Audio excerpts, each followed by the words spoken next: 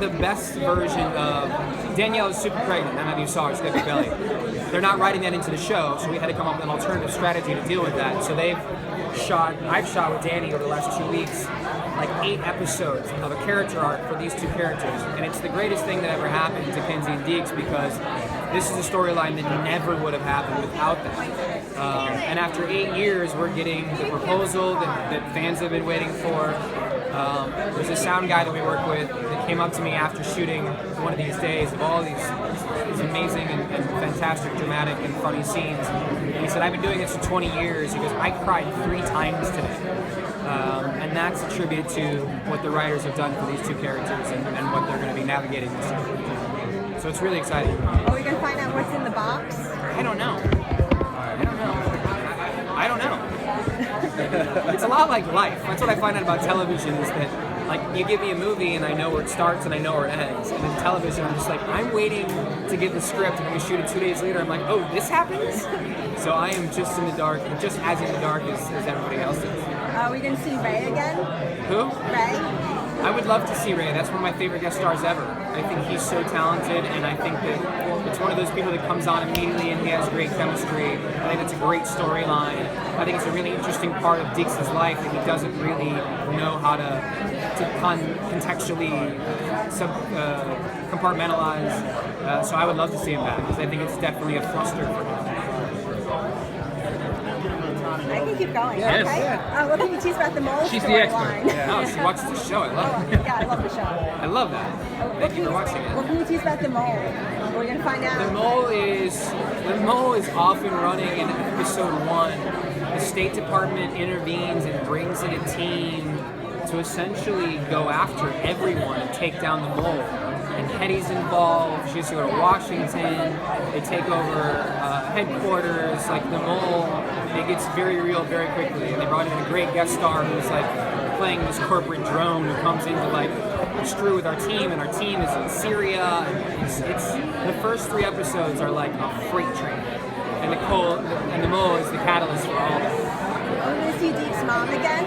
Yes. I loved meeting her last Pamela is so good. It was so funny because that was fans picked what episode we would do as our commentary, and they picked that episode where Deeks goes to prison for killing a cop, and that was their favorite scene. Is the scene with Pamela and Deeks and his mom in the prison where he says, you know, Dad is why I became what I became, but this is why I am who I am. I get a little chills talking about this. Because Pamela's so good. I think she's such a good actress who's so diverse in her ability to do comedy and drama almost simultaneously, which is what humanity is. I think it's someplace in the middle of all of them. So yeah, she comes back.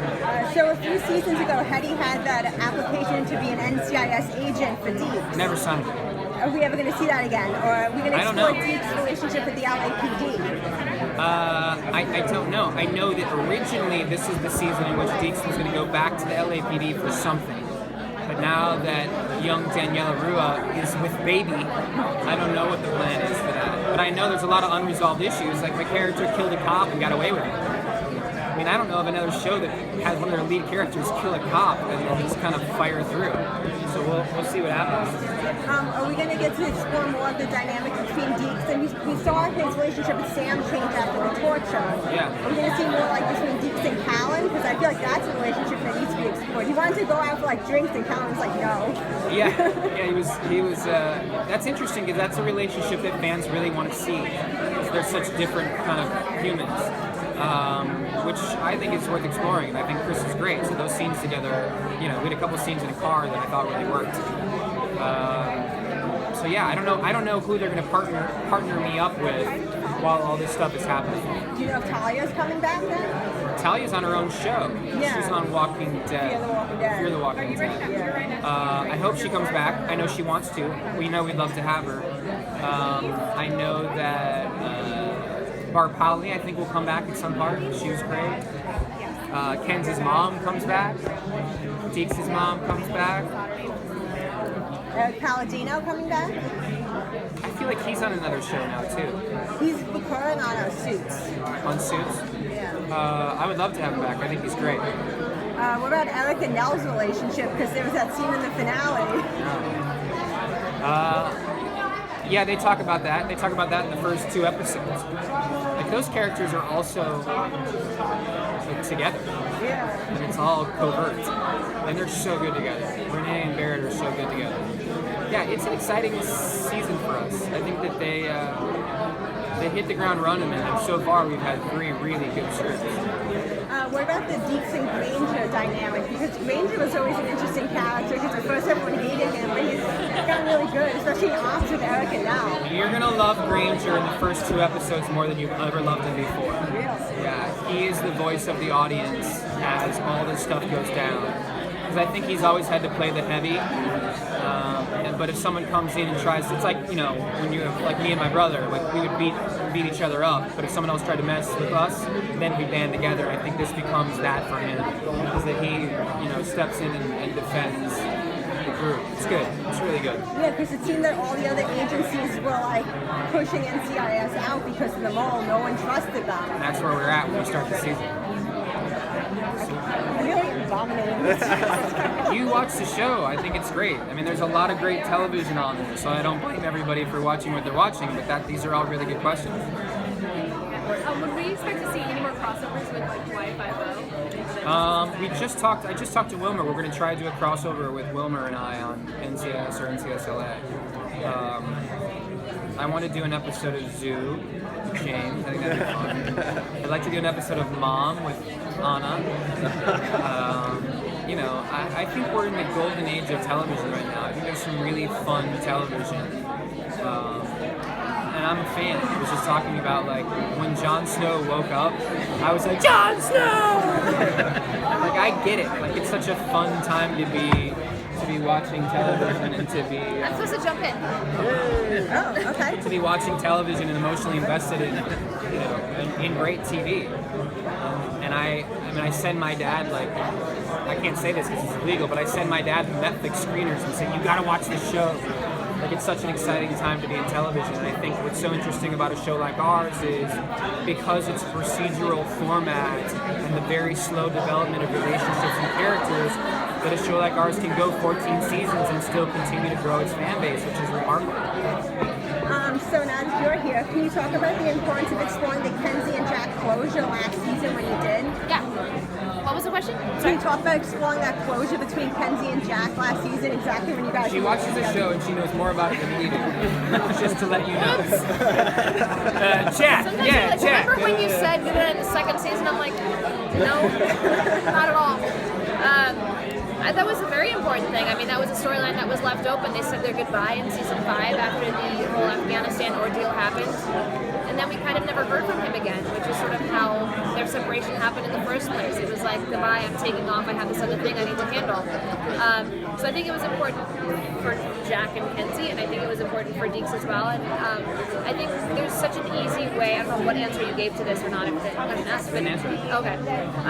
There's such an easy way, you know, to add humor to those moments where like he could be the jealous boyfriend or whatever it is. And Eric was so good at kind of taking the high road and being like, no, I love this woman, you know, and if this closure is what she needs to heal herself from this piece of history that she has, then he's going to give her the space to do that and be the support system when she needs it versus being the guy, you know, puffing out his chest and saying, this is my girl, don't get in my way.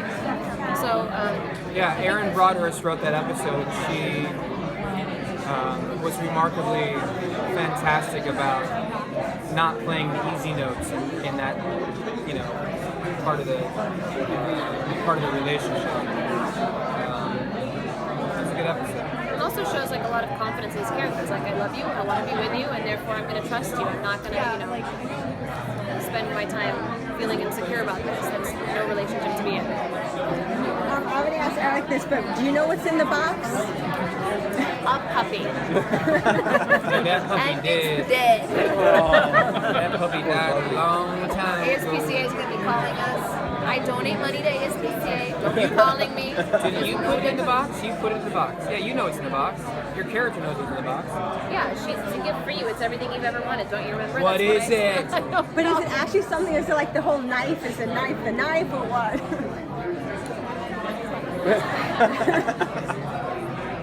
I don't know if they know. Yeah, I don't think they do. Shane knows. Shane knows because he told me he knows. Did he tell you what it is? I can't tell you. I've been sworn to secrecy. No, they wouldn't do that. On Otherwise the it would life ruin the of Jon surprise. Snow. I feel like they forgot. Winter is coming. It's here. Oh, winter is here. Oh shit. No, you can't say that. I can. There's no kids.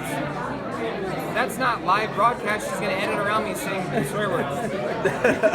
Face just We can Look at bleep it her out. face. Look at her face. She's not going to edit anything. It's good television. Shit. Whoa! Unbecoming. I read that Kenzie is going to be challenged by a life-altering condition. Can you tease anything? JPK. Yeah.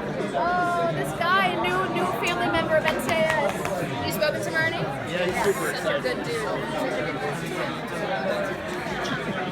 The best addition to the NCIS family. Hi guys. Wilmer. Yeah, JPK's tease. Yeah, JP Coos. What was the question?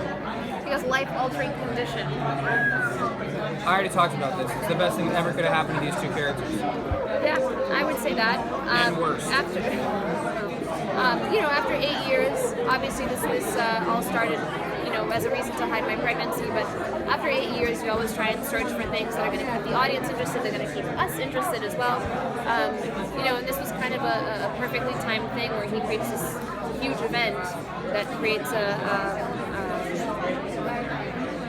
series of events after that that are really important to these characters to get over or to deal with. I don't like when you're silent because I feel very judged. No, it's so difficult to talk about it. Like it's become an art to figure out how to talk about something Without you can't saying talk it, about yeah. because it's such a specific thing. Yeah, You I just can tell have you to it was watch. very early on in the season. Like in the first couple of episodes. Is it going to change the entire team dynamic, or is it more just? I think inevitably, yeah. Yeah. I think so. These characters, Kenzie and Deeks have their relationship, but we can't forget that all these other guys, we're all family. They're like brothers and sisters. They, other than maybe Sam, who has his own. Am I boring you? Oh, I'm just so tired. And your answer is boring. Here we go. Honesty. Joking. I know. Hit a wall. Yeah, other than Sam, who has a family at home, and now maybe these two characters who are beginning to create a family environment in their own home. They live together now, but they all live for this job.